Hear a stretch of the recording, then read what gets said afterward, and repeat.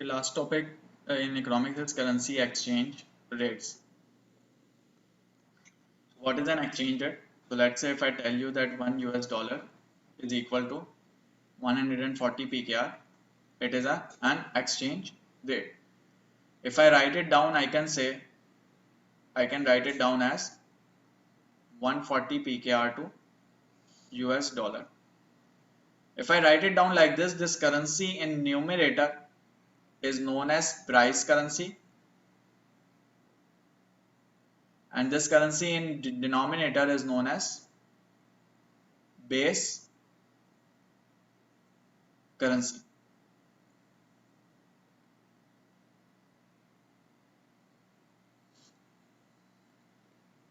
So currency in numerator is price currency and currency in denominator is base currency.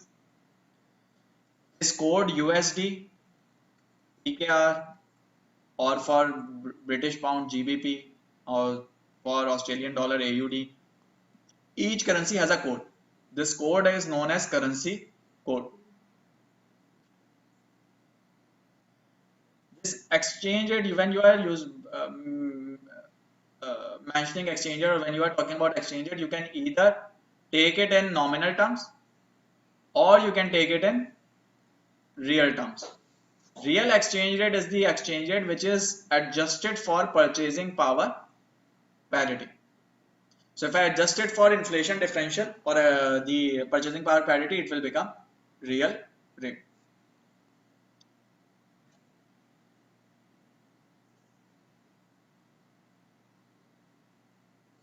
Any problem so far? Okay. So how do I get real rate from nominal rate? So real rate is equal to nominal rate. If I have nominal rate, there will be some uh, price currency and some base currency. Let's say price currency is GBP and base currency is EUR.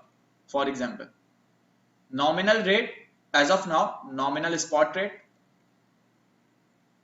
multiplied by consumer price index of the base currency divided by consumer price index of the nominal currency, numerator currency. Or in other words, I can say that nominal rate of, let's say, GBP to euro equals to real rate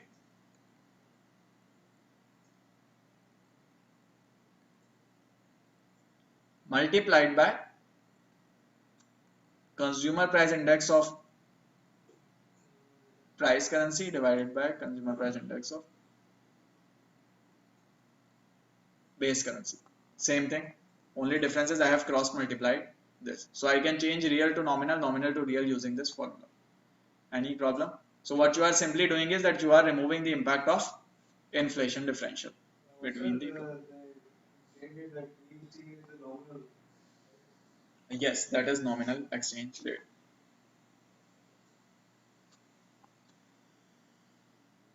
Okay, with respect to market participant, there will be sellers and there will be buyers. Buyers are known as buy side, sellers are known as sell side, and sell side are usually large FX trading banks. Market size and composition, majorly market is swaps and spot. What are swaps? That will be discussed later in derivative.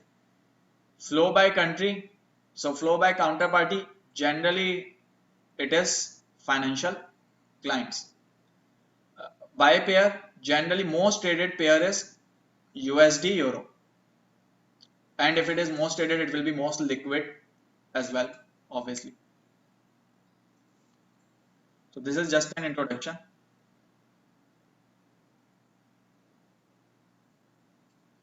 If I tell you that 140 PKR is to USD, it is known as a direct quote quote for PKR. On the other hand, if I tell you that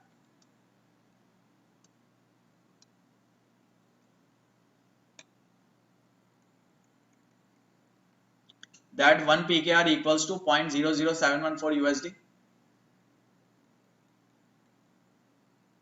This is an indirect code for PKR. This is the indirect code for PKR, but direct code for USD.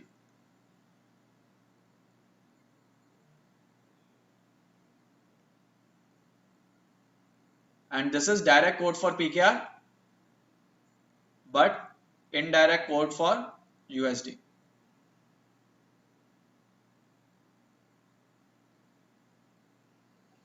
Any confusion so far?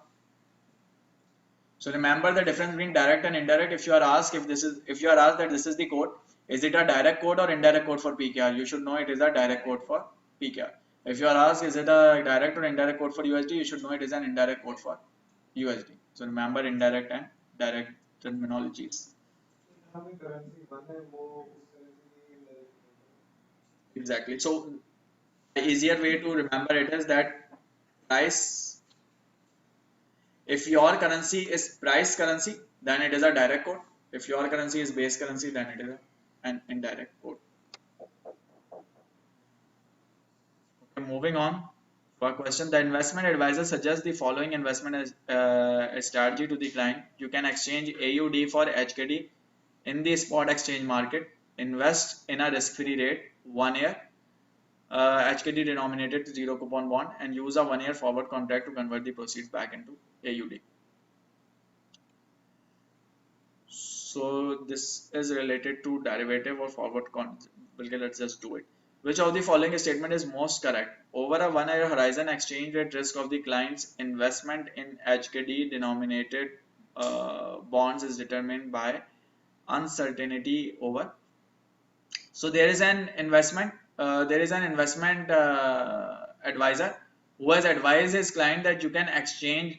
The client has AUD, so he has advised his client that you can change AUD for HKD and invest into HKD because that gives you a higher rate. So if client is invest into HKD, then what is the risk that client is facing? Risk that client is facing is the exchange rate risk. That exchange rate can change, right? So then then portfolio manager advises that what you can do is you can convert AUD to HKD, invest in HKD, and lock a forward contract, to convert back HKD into AUD after 1 year, so that your risk is reduced of converting it back. So now what is the risk? Risk is getting the right forward rate as of today. Risk is that when you go to market to lock a rate for forward rate today, maybe that rate is not good enough, or maybe that rate is not do not give you as much of benefit as you would get by waiting 1 year or converting it later. So over a 1 year horizon, exchange rate risk of clients investment denominated bonds. So if you have locked the rate, then what is your risk? Risk is that real rate might be more favorable than forward rate. That is the risk. AUD is spot rate. No, B is not the option. Why? Because if a spot rate changes, you wouldn't be impacted. If a spot rate goes into a unfavorable condition, you wouldn't be impacted. Why? Because you have locked a forward rate. So what is the risk? That a spot rate becomes more favorable than the forward rate that you have locked. So that means risk is with respect to forward rate that you have locked as of today. So this is the this will measure your actually risk. To reduce the exchange rate risk, the client should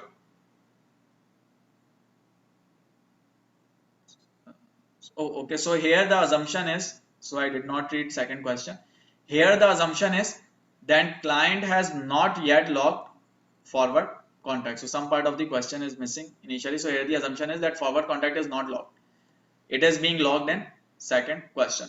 So if the forward contract is not locked, and if you are making an investment in HKD, you will have to convert it back to AUD in future.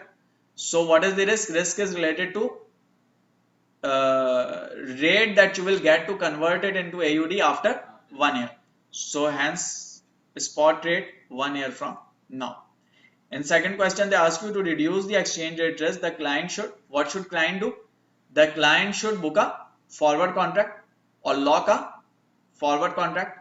When client locks a forward contract, what would it be for? It will be to convert HKD into AUD. So that means it will be to sell HKD and buy AUD, right? So the risk is that exchange rate can change. So due to that, you are locking a rate for lock today. What is the contract for? The contract is to convert HKD into AUD after 1 year.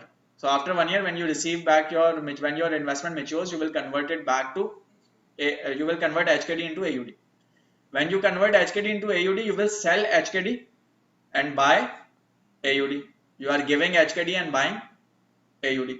So what contract should you get? You should get a contract to sell HKD and buy AUD.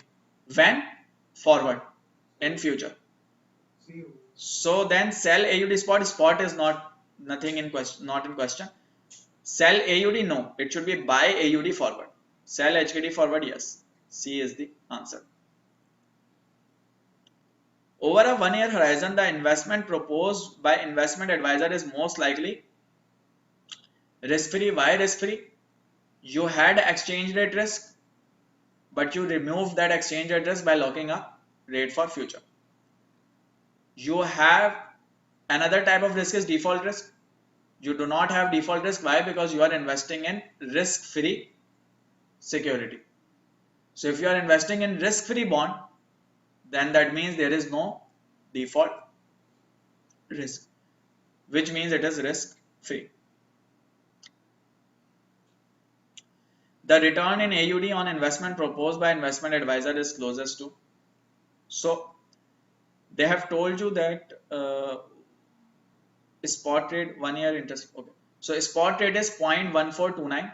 Spot rate means rate as of now. So you have AUD. So first thing that you will do is you will convert your AUD into HKD. So let's say you have 100 AUD for example. When you convert it to HKD, it will be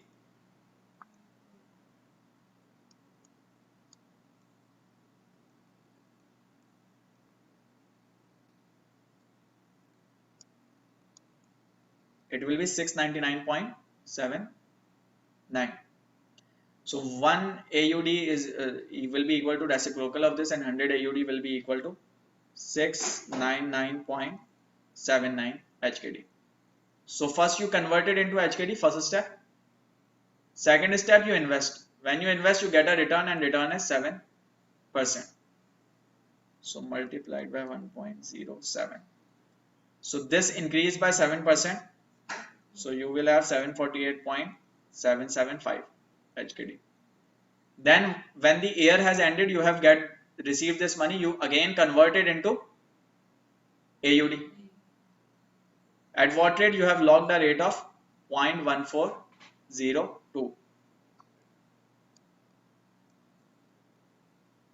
So you get 104.978 AUD, correct?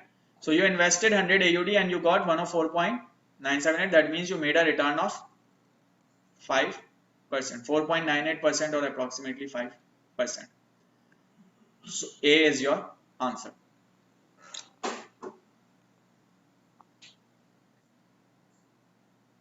Direct trade, indirect quote. Another key terminology to note is bid offer. It is also known as bid ask. Ask or offer is the same thing. One key: bid is the price at which something is bought, and ask is at which it is sold. It is the buying price, it is the selling price. From whose perspective? So obviously, if always there will be some buyer and some seller. So for whom is it a buying price or selling price? It is from the perspective of dealer. Remember. So if someone goes to if I go to a dealer, the bid that he tells me is the price that he will buy from me. It is the price at which he will buy from me. And the ask that he tell me is the price at which he will sell it to me.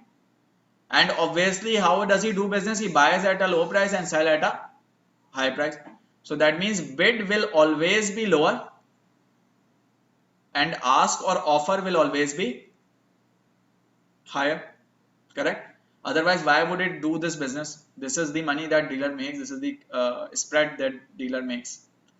So bid will always be lower, ask will always be higher. And the difference between bid and ask is known as bid ask spread.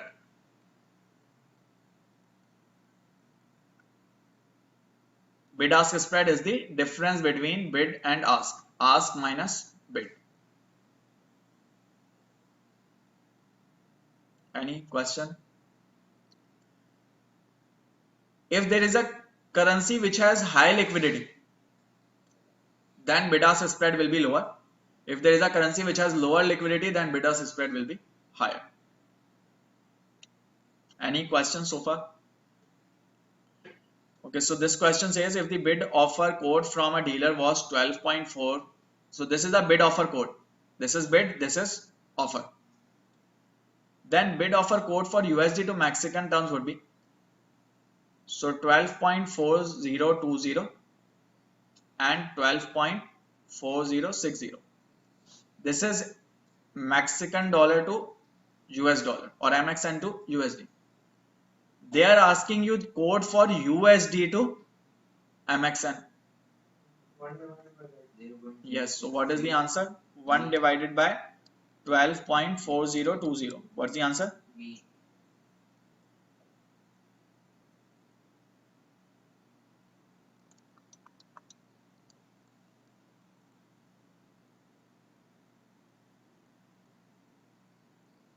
So what should be the answer? B. So B will not be the answer. If you look into this B, bid is higher than ask. Bid cannot be higher than ask. Bid would be the lower one, ask would be the higher one. So answer should be 0.08061 or 62 and 0.08063. Answer should be A. So yes, so remember when you take reciprocal, then you change the bid with ask and ask with bid. Why? Because bid has to be lower, ask has to be higher. Otherwise, why would it do that business? So remember this key point. Cross rate calculation. So for example, if you have Canadian dollar to USD rate and if you have USD to euro, and you are asked to calculate Canadian dollar to euro rate, you can calculate it by multiplying these two. When you multiply them, USD cancel out and you will get Canadian to euro. This is known as cross rate calculation. So again an example, the spot CHF to euro cross rate is closest to CHF to euro. So I have CHF USD and I have USD euro. So I take CHF upon USD. It will give me CHF in numerator. Now I have to cancel this out. How do I cancel it out? By USD upon euro. Correct? CHF to USD is 0.9585.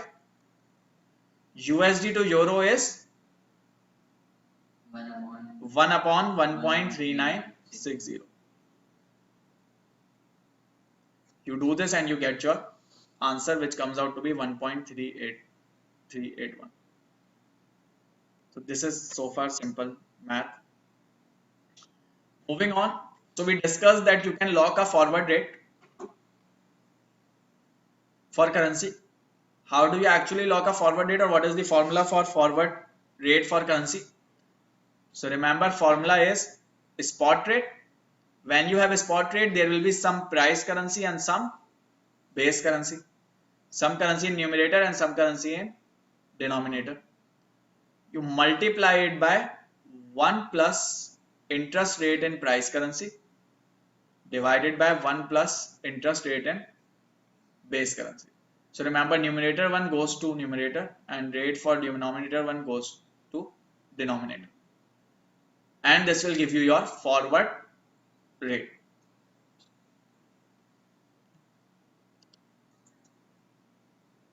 Here is a question on it. Spot rate is 1.6535. Domestic 12-month risk-free rate is 3.5%. And foreign 12-month risk-free rate is 5%. Spot rate have foreign currency in numerator, domestic currency in denominator. It says F divided by D.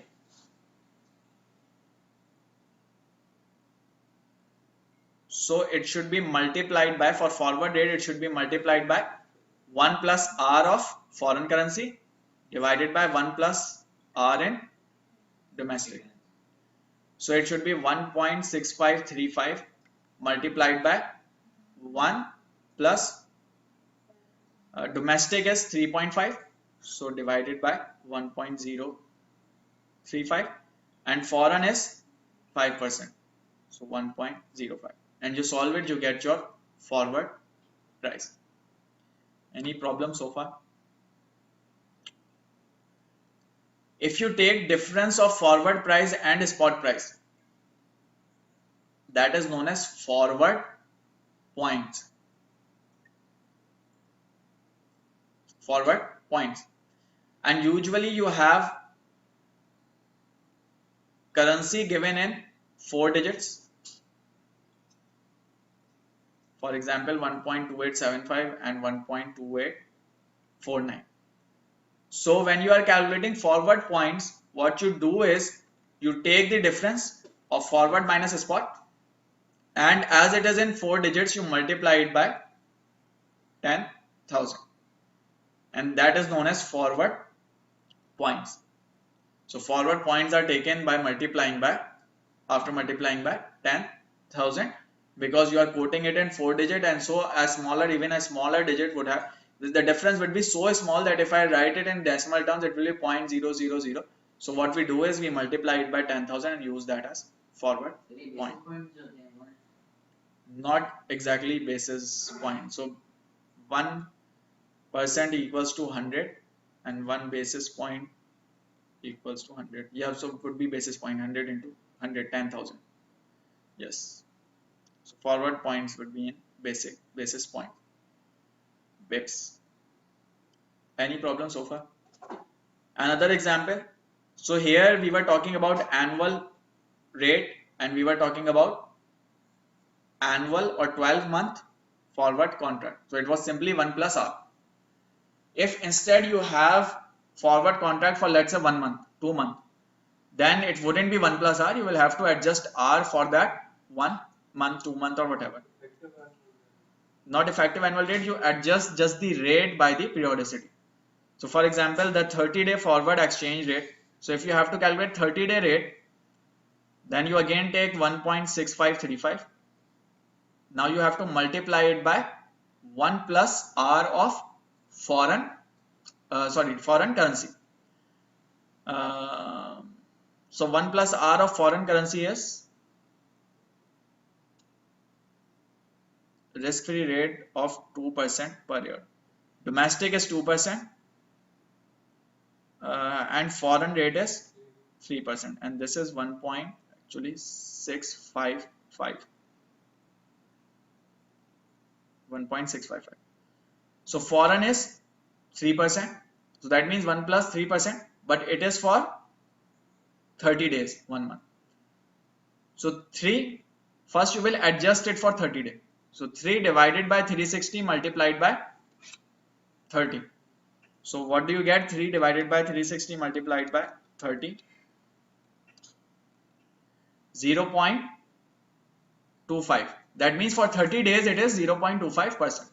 So you multiplied it by 1.0025 and you divided by domestic rate, which is 2%, and you adjust 2% for 30 days. 0.167. So it is 1.00167. Yes. If it had also opposite. for example. Is it possible कि वो per year per 30 day का दिया होगा and it has asked for forward exchange? Rate कभी भी 30 days में नहीं दिया हुआ होगा, रेट हमेशा एनुअल होता है. Even if it is for 30, 60, 90, it will be quoted as in annual term. So there is no Stated forward annual rate. contract for 30 days. It is a forward contract for 30 days. That's why we adjusted the rate. Lekin rate itself will be annualized. Okay. You convert it, yes. So you convert it into 30 days. So this is a 30-day forward price. I'm just expecting there will be any effective annual rate. Effective annual rate will not be used. So effective annual rate नहीं use होगा, जो आपका stated annual rate है, you just convert it into another rate to adjust for periodicity of forward contract. If forward contract is 30 days, you convert it into divide by 360 into 30. If forward contract is 90 days, you do 3 divide by 360 into 90 and you use that rate. So that is the convention.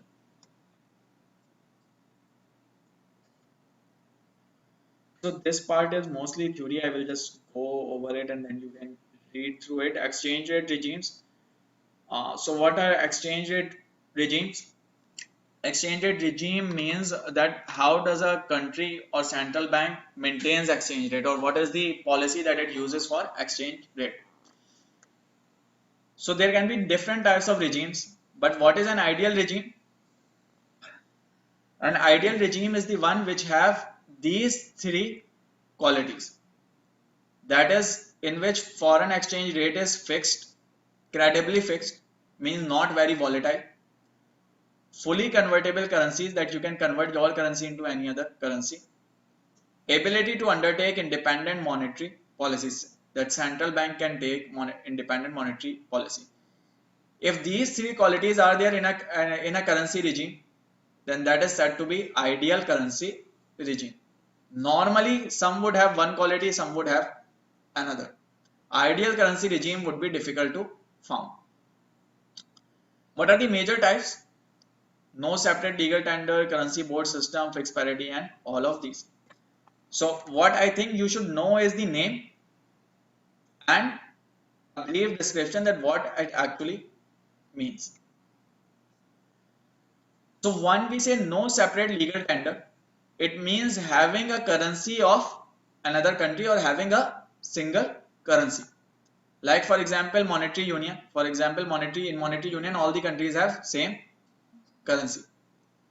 Or dollarization. For example, if a country is so small and it keeps dollar as its currency, that is so some states in peripherals of US, some small states in peripherals of US like these would keep dollar as a currency. That is known as dollarization. US dollar. So that is no separate legal tender. That is your currency or economic policies. Your economic policies or monetary policies will be dependent on the monetary policy of that particular currency. You do not have a separate legal tender. Hmm. There's no relation of sorts between AU and USD. No. Both are different currencies. They just have the same name. Sorry? They just have the same name, dollar. So dollar, Mexican dollar, US dollar, Australian dollar, Canadian dollar.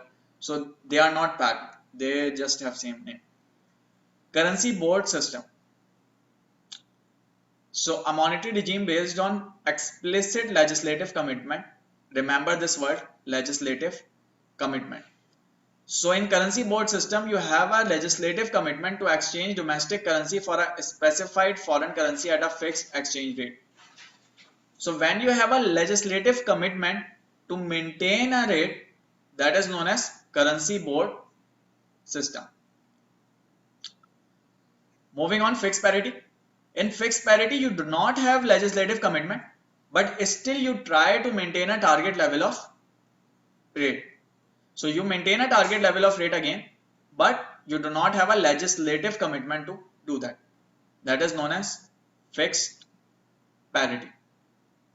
Then target zone. Let's say that you have a target of X, but you keep an upper bound and lower bound, and you allow it to revolve in this range. This is known as target zone. That is, you have made a zone for target, plus minus 2% of target, for example, plus 2% or and minus 2%. This is known as target zone. Active and passive crawling packs. So crawling packs are those in which you do not keep a fixed rate, but you adjust exchange rate frequently, either weekly or daily, or based on that.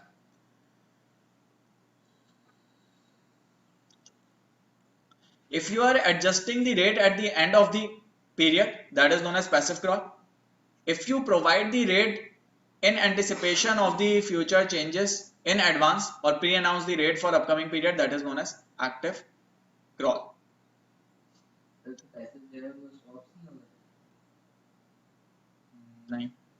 So when you are deciding rate, there are two factors. Either you can decide the rate based on what has happened, or you can keep a rate based on what you think will happen in next week period.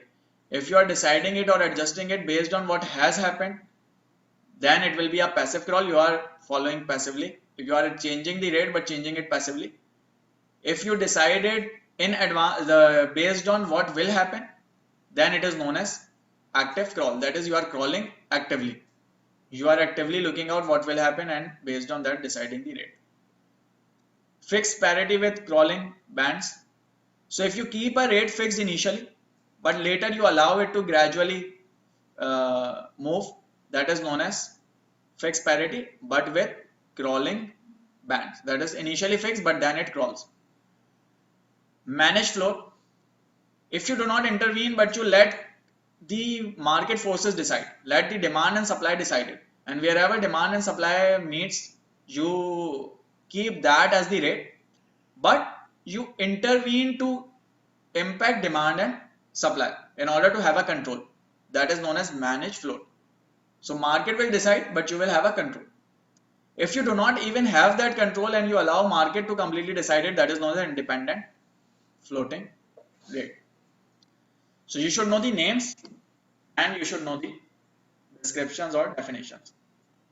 And last key concept to note is related to elasticity approach and absorption approach. What does it say? So for example, if you have a currency, if that currency depreciates, if your currency depreciates, your export will become cheaper, correct? And imports will become expensive. That means your imports should fall and export should increase, correct? That means your trade surplus will increase, correct? But when would export actually increase? Export are cheaper, export price has decreased. But when would it actually increase? It will increase when the demand increases. And it is assumed that in short term, demand is inelastic. In short term, demand is inelastic. If demand is inelastic, then decrease in price leads to decrease in revenue. That means decrease in price will lead to further decrease in export in short term. Similarly, with import, price is increasing. If demand is inelastic, then increase in price would lead to increase in import value. So that means depreciation in short term can lead to a devaluation in short term, can worsen the deficit even further.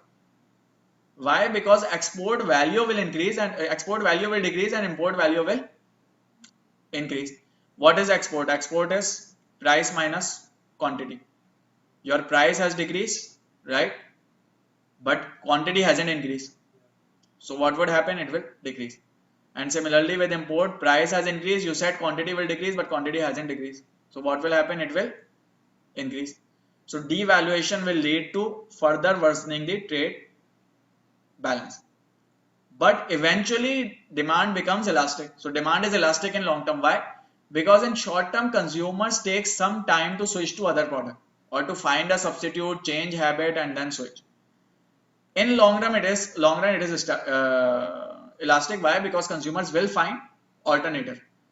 So then trade surplus will improve. This is known as J curve. J curve tells you that in short term demand is inelastic. Therefore, even with devaluation, trade surplus will worsen, but in longer term it will improve due to demand being elastic. Any problem so far? And there is, based on that, there is a Marshall-Lerner condition. Marshall-Lerner condition says that weight of export multiplied by elasticity of export plus weight of import multiplied by elasticity of import minus 1. If this equation is greater than 0, then it is favorable to devalue, otherwise it is not. So it says that both export and import need to be elastic enough to give you the benefit of devaluation. Otherwise, if they are not elastic, you wouldn't get the devaluation benefit. So this is Marshall-Lerner condition. Remember this formula. If this holds, then it is useful.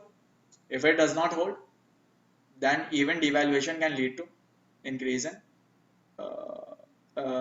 trade deficit, can worsen the trade deficit further. So remember that devaluation do not always lead to improving trade deficit. It can lead to worsening trade deficit as well, depending on the elasticity. This is elasticity approach. Another approach is absorption approach. Absorption approach says that for you to benefit from devaluation, you should have excess capacity in the economy. If you have excess capacity, you will benefit. If you do not have excess capacity, you will not benefit but instead lose out. Why? So let's say that you have devaluation. So your devaluation of currency leads to increase in demand for export and reduced import. When import reduces, then domestic demand will increase, right? If demand for import has reduced, then there will be opportunity for domestic producers to sell the goods, correct?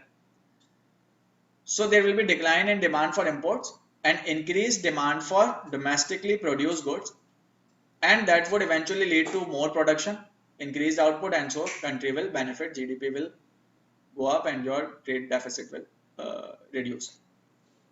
On the other hand, let's say that devaluation occurred, but devaluation is happening at a time when country is operating at full capacity. So devaluation happened. If devaluation happened, demand for imports declined. Demand for imports declined and demand for domestically produced goods increased. Now demand has increased. What do producers need to do? They need to produce more. But they are already operating at full capacity. That means they cannot produce more. So output cannot be increased at country is already operating at full capacity. If output does not increase, then there will be shortage, and short supply would lead to increase in prices of domestically produced goods, correct? When domestically produced goods prices increase, they will become expensive. As they become expensive, people start shifting to imports and demand for import increases. So that means devaluation will only benefit you with decreased demand for import if economy has some capacity to be utilized or untapped capacity. Otherwise, if it is at full capacity, if it is operating at full capacity, then increase in if it is operating at full capacity, then increase in devaluation of the currency will eventually lead to even further increase in the demand for imports. So these are two approaches which tells you that devaluation will not always help control deficit. For it to be controlled, these conditions need to be met. Any questions? Okay, so this is it.